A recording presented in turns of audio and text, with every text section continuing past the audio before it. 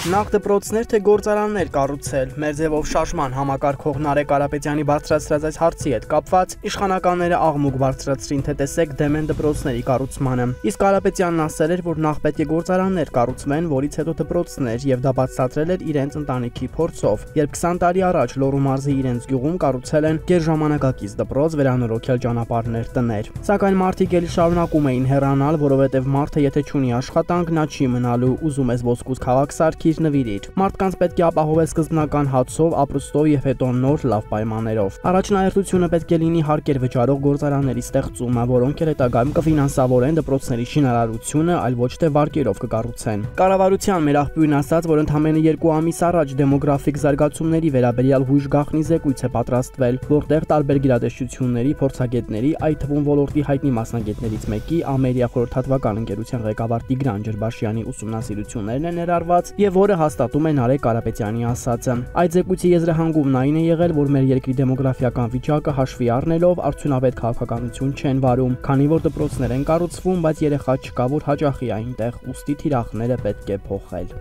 Պաշտպանության հանձնաժողովի նախագահ Անդրանիկ Քոչարյանի եւ անդամ Հայկ Սարգսյանի միջև 3 դեպոշ է եղել 2026 թվականի պետական բյուջեի մասին օրենքի նախագծի քննարկման ժամանակ։ Փակ քննարկման ժամանակ, որին մասնակցել են նաեւ ԱԱԾ տնօրեն Անդրանիկ Սիմոնյանը, ՊՆ նախարար Սուրեն Պապիկյանը, ԲՏԱ նախարար Մխիթար Հայրապետյանը եւ կառավարության այլ անդամներ կրքերը թեժացել են, երբ Հայկ Սարգսյանը դիմադրել է եւ չի կատարել Քոչարյանի պահանջը հեռացնել իր նոութբուքը։ Քոչարյանն ասել է, եթե հեռախոսները հավաքում եւ տեղադրում են հատուկ չգաղտնազերծվող սարքում, ապա նույն տրամաբանությամբ սենյակում նոթբուք էլ չպիտի լինի։ Սակայն Սարգսյանը հակադրվել է, փորձել է անգամ Փաշինյանի անձով սաստել Քոչարյանին, թե վարչապետի հետ հանդիպմանն է իր նոթբուքով գնում։ Սակայն նիստը վարողն անդրդվելի է մնացել եւ պնդել է պահանջը։ Միջամտել է Մխիթար Հայրապետյանը միանալով Քոչարյանի պահանջին, ինչից հետո միայն Սարգսյանը դուրս է եկել սենյակից եւ վերադարձել առանց նոթբուքի։ ԿՊ-ում ասում են, որ սույն անձանց հարաբերությունները լարված են։ Հայկ Սարգսյանը կարծում է, որ Քոչարյանն է իշխող թիմին այնպես եփել, որ մերժեն իր հեղինակած նախագիծը փողով բանակից ազատվելու,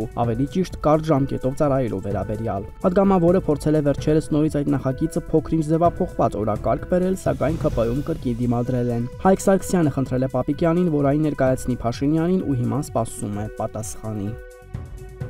Չնայած Հովանավանքում ֆեյք պատարագները ձախողվեցին, երկրորդ կիրակի օրն ավելի քիչ մարդ կար, քան նախորդ կիրակի, ընդ որում մեծ մասը ԿՊԱ-ականներ։ Պղծության երկրորդ արարից անմիջապես հետո Փաշինյանը հայտարարեց, որ հաջորդ կիրակի էլ Թալինի Սուրբ Աստվածածին եկեղեցում է պատարագի մասնակցելու Տեր Թադե Թախմազյանի մատուցմամբ։ Նա միացել էր Հովանավանքի պատարագին եւ դեմ դուրս եկել եկեղեցուն։ Թվում էր, թե 2 անգամ հայտարարվելուց հետո Փաշինյանն այլևս չի փորձի, սակայն թիմում ասում են, որ խնդիրը ոչ այնքան պատարագի մասնակիցների թիվն է, որքան այն, որ նա փորձում է քայլ առ քայլ հոգևորականներ պոկել մայրաթոռից եւ դարձնել իր կրոնի հետևորդ։ Թալին գնալու խորհուրդն էլ այն է, որ մյուս թեմերում եւս ոգևորվեն եւ նոր հոգևորականներ միանան այս արշավին։